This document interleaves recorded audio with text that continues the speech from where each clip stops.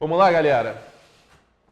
Só para concluir aqui, eu não passei uns slides antes da gente entrar na parte 2 aqui, que é um pouco do que a gente já disse, né? Presença digital das pessoas e das empresas é possível avaliar comportamentos e até antever necessidades, né? Então a gente, cara, na busca, na pesquisa, a gente pode achar informações valiosas para o nosso processo. Pesquise mais, sempre, pesquise sempre e se conecte, né? Conhecer o seu cliente é mais que quebrar gelo, é estabelecer um link de confiança e mostrar que está preocupado com ele. Bom, eu estou insistindo muito nisso, né? Mas é a grande verdade, galera. Assim, a gente tem que se conectar. A gente tem que se conectar com as pessoas mesmo que a gente está estabelecendo relações para negociar o que a gente quiser. E essa conexão ela tem que ser verdadeira. Tipo esse abraço. Esse abraço é bom, né? O cara não está muito feliz não, mas... Porque tem um pouco disso também, né? Muitas vezes a gente se coloca numa situação de conexão em que o outro não está tão disponível a se conectar. E tá tudo certo. A gente tem que respeitar isso. Então, 10 super dicas para o super negociador. Cara, sempre desconfie dessas paradas, assim, na verdade. Tipo, porque essa é uma real mesmo. Você vai lá na internet, pô, tal, aí tem lá 6 dicas para o super negociador. Você vai vender tudo que você quiser. O que funciona para isso na real? Cara, são influências, referências, leituras super legais, que valem super a pena. Não existe bula, não existe nada estruturante, determinante, porque negociação, de novo, é um processo relacional. Então, assim, cara, não adianta você ter as 10 técnicas de você ser um super negociador, não vai funcionar. Porque cada caso é um caso, cada relação é única. E é isso. Então, desconfie. Tem um lance que eu acho que faz muito sentido na negociação, que é você começar. Há essa teoria aí de quem controla o início da negociação tende a controlar quando elas acabam. Faz sentido isso para vocês? Tipo, você entrar na negociação já colocando seu ponto de vista, sua percepção, iniciando um diálogo. Estatísticas matematicamente apresentam resultados de que isso é melhor, porque você tende a conduzir esse diálogo. E essa condução pode fazer com que você seja melhor sucedido no fim. Esse princípio, que é uma teoria, é uma teoria empírica, né? Ela é parametrizada por estatística, pode ser um elemento legal para vocês terem em mente. É claro que não é determinante, mas é um aspecto. Cara, de novo, escute. Esse princípio aqui da escuta, ele é para mim, assim, o aspecto fundamental na negociação. Por mais que eu tenha dito agora, comece, já chegue falando, já se coloque, o exercício da escuta é fundamental para você, inclusive, com base naquilo que você tem, saber como se colocar. Porque a partir da escuta, e foi muito legal a dinâmica que a gente fez, porque ela provocou com perguntas, entendimentos, ou seja, depois ela escutou ativamente os aspectos do negócio dele para poder trazer os artifícios naquela negociação. Cara, a escuta é fundamental. E escuta ativa, galera, escutar ativamente, porque a gente muitas vezes está só observando o serzinho na nossa frente falando. A gente não está escutando ele, não está escutando com o coração, com o ouvido, e a gente está aqui já maquinando na resposta e os 3 caminhos que eu tenho para seguir naquela negociação e eu não tô ouvindo a pessoa. Cara, isso aqui é muito importante. Ou seja, eu tenho um problema. Então, se você tem clareza do problema que a outra pessoa tem, ou do que ela quer resolver, qual é a necessidade dela, qual é o desafio dela, a intenção dela, você vai ser mais capaz de adequar as suas argumentações e o seu negócio para aquilo. E, cara, não tem julgamento, não tem culpa, porque isso é uma maluquice também, né? De novo, o fato de você se perceber e perceber o outro te ajuda a não entrar nesse lugar do julgamento e não entrar nesse lugar da culpa ou de culpabilizar o outro. Então, por mais que seja uma relação pessoal, né? Dois humanos ali em diálogo ou mais, e cada um carregando a sua trajetória e a tua história, isso vai se evidenciar em algum momento na relação. Então, sem julgamento, sem culpa, a probabilidade de você entender melhor o problema e propor melhor a solução vai ser maior. Reconhecimento humano está em você ter clareza sobre o que é o indivíduo, o que é o negócio dele, o que é você nessa história e quais são os seus argumentos negociais.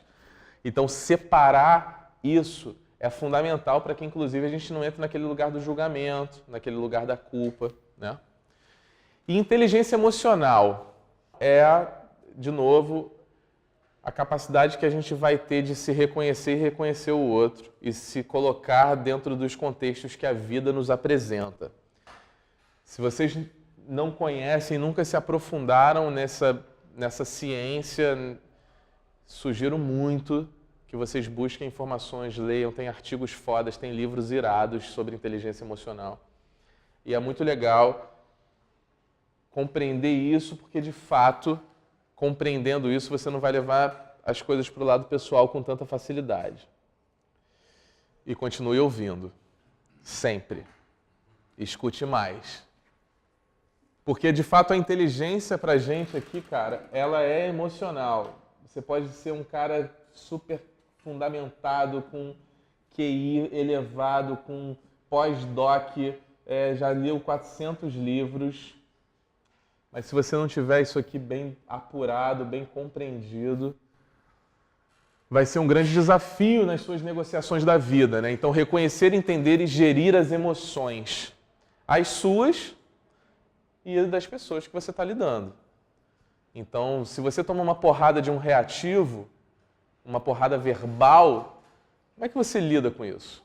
Você vai levar para o lado pessoal, vai ficar ofendido, vai sair na porrada também? Faz sentido isso? Acho que não. Então, inteligência emocional está nesse lugar de você se perceber, se reconhecer, reconhecer o outro, e nesse embate, entre aspas, relacional e nessa negociação, como é que você percebe, e aí muito a percepção do outro, porque às vezes o contexto do outro aparece apenas na negociação presencial, né? Então você pesquisou, viu quem é essa pessoa, você não conhece, enfim, mas quando você se coloca naquele contexto relacional é que esse outro se manifesta. Então como é que você lida com isso? Às vezes tu toma uma banda emocional, e aí? Como é que você reage a essa situação? Inteligência emocional é a parada. Bom, então é isso. Ajuda você a sentir empatia, a construir um relacionamento e vínculo mais fortes, elementos essenciais no processo de persuasão. Então é isso, né? Como é que eu estabeleço, como é que eu compreendo, reconheço, estabeleço vínculo, e esse vínculo que vai me fazer conduzir melhor as negociações. Sejam elas de negócio, de preço, de matrimônio, de vida pessoal. Perceber e reconhecer o outro é a chave do negócio, né? E aí, continua nesse processo. Escute mais, escute sempre. Bom, sinergia. Cara, sinergia é aquilo da construção do vínculo, né? Então, você está ali num processo negocial, a primeira coisa que você pode perceber como oportunidade de estabelecer algo para além de uma narrativa é a construção de vínculos. Então, identificar interesses comuns que podem convergir entre você e o seu potencial cliente ou aquela pessoa que está à sua frente, enfim, que você está negociando qualquer coisa. Essa é uma chave muito interessante de caminhar para um lugar que é o que todo mundo quer fazer num acordo e numa negociação, quer dizer, numa negociação que é o acordo, né? Então, estabelecer esse vínculo, esse elo e essa sinergia é o caminho para isso. Então você vê aqui na dinâmica que rolou, tipo, em algum lugar eles se conectaram dentro de uma narrativa para além do preço, para além do produto, que é outros valores agregados no café, ele construindo uma experiência inovadora. Eles foram super criativos na dinâmica, né? Criou um negócio, prototipou, já arrumou até uma sócia ali. Que é um pouco isso, como é que essa conversa vai para além ali das questões pragmáticas e práticas e você estabelece algum vínculo emocional. Tudo vai fluir a partir daí. Então foque no que é comum. Barganhas podem deixar uma das partes ressentidas e inibe a busca por ganhos conjuntos. Então, esse lugar do espremer, do negociar, do barganhar é um mecanismo que muitas vezes interrompe o estabelecimento de sinergia e de vínculo. Porque aí você está saindo de um campo emocional e indo para um campo muito prático. E muitas vezes as pessoas vão muito para esse lugar na negociação, logo de cara. Então, como é que eu construo um ambiente em que eu possa sair dessa esfera pragmática operacional do preço, do fechamento, dos acordos, porque isso é uma etapa conclusiva desse processo, e vou para um lugar mais de construção de relação mesmo, de potencializar essa relação que eu estou querendo construir. Bom, escute mais e mais. Galera, o corpo fala, tá? A real é essa. Depois das palavras, a linguagem corporal é a forma mais eficiente de comunicação. E aí é super comum você ver num ambiente coletivo como esse, múltiplo, diferentes comportamentos, né? Não só de personalidade, da forma como eu me expresso, mas o meu corpo, né? Então tem gente que está o tempo inteiro quicando, né, na cadeira, né? E tal. Tem gente que está tranquila, relaxadona e tal. Tem gente que, enfim, fala com as mãos, expressa, boceja. E é isso, assim, como é que a gente se percebe como um ser integral, né? Que é alguém que está pensando, sentindo, falando e se movimentando, se expressando. E na negociação isso aqui faz muita diferença, porque assim, você vai para a negociação... Tem aqui um negócio para vender aqui.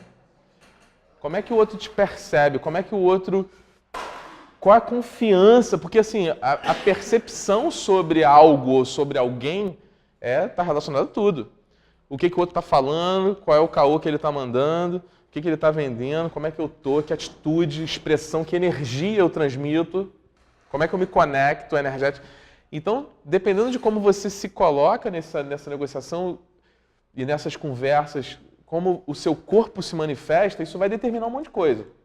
Então é legal ficar atento a isso, assim, né? Os introvertidos têm uma natureza mais contida na fala, na expressão do corpo, e aí se coloca numa situação onde precisa se apresentar ou falar.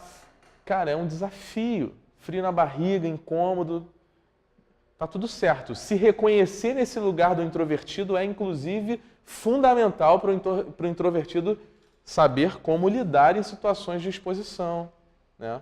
E como é que eu coloco meu corpo nesse contexto, né? Como é que eu me expresso corporalmente para isso. Então é importante prestar atenção na maneira como a gente fica, como a gente senta, como a gente fala, como é que a gente usa o contato visual, olho no olho, né? E como é que a gente se comporta diretamente. Então, se você está querendo vender algo ou receber algo de alguém, cara, olho no olho, né, galera? Assim, quem é aquele ser humano que está na minha frente? Então, contato visual, olho no olho é troca energética. Pá! E aí tu já sente logo, aí não bateu. O santo não bateu, né? Isso acontece. E beleza. E aí, como é que é isso, né? Então, esses aspectos são muito essenciais, né, no processo de negociação. Às vezes você está no ímpeto de fechar um negócio. Cara, eu preciso consolidar esse negócio, bater minha meta, fazer aquela pratinha. Ele é o cara que vai comprar o meu produto e tal. Cara, não. Às vezes não. E entender isso de cara ou no início do diálogo é, inclusive, sadio para você estabelecer um recontato. Porque tem um lance que a gente já falou um pouco mais cedo, que é ciclo de venda. Qual é o ciclo de venda do teu produto? O teu produto é um produto de uma venda transacional, que é tipo assim, cara, eu vendo controle, você precisa de controle, toma controle. Controle custa tanto, papum. Ou é um tipo de negócio onde você precisa construir uma relação de confiança, uma relação de reconhecimento e de compreensão, porque muitas vezes essa relação determina um ciclo de venda maior. E eu preciso estabelecer vários pontos de contato com aquele cabra para o cara assinar um cheque, para o cara fechar um negócio comigo. Então tem a ver com confiança, tem a ver com a própria natureza do teu negócio. Então, às vezes é isso. Primeiro approach, contato. Pum, legal. Um lead mais um potencial cliente. Então ele vai estar aqui para eu poder estabelecer uma relação com ele, construir essa relação até chegar à venda. Às vezes o que você precisa não é vender, mas às vezes o que você precisa é educar. Como é que eu construo um processo de comunicação e conhecimento para aquele cara estar apto a comprar alguma coisa, tudo bem, comprar alguma coisa minha. De repente, ele nem está preparado para comprar o que eu tenho para vender. E eu já estou querendo, na negociação, assinar o cheque. Não vou vender nunca. Então, como é que eu entendo a natureza do meu negócio e o comportamento do meu consumidor e a realidade do mercado que eu estou inserido para poder perceber que talvez no meu ciclo de venda, no meu processo de negociação, o fechamento, a apresentação de preço e a apresentação de uma proposta formal, eu já vou ter que ter percorrido uma série de etapas, onde eu tenho que mostrar, olha como é que funciona, olha a importância disso para o mundo, olha como é que as pessoas precisam disso. Você sabia que isso é fundamental para você fazer A, B ou C, não sei o que lá? Então, vários negócios, principalmente no ramo de tecnologia, surgem e se fundamentam comercialmente e negocialmente a partir de, marketing de conteúdo. Então, como é que eu crio uma estratégia de nutrição do meu potencial cliente, do meu mercado-alvo, com conteúdos que vão trazendo minha reputação, minha autoridade, que eu comece a ser percebido pelo mercado, para, de repente, esse cliente já chegar, esse potencial cliente chegar até mim, convencido de que ele precisa me comprar. Parece muito ficar escutando, cara, isso aqui é premissa, assim. Escuta ativa sempre.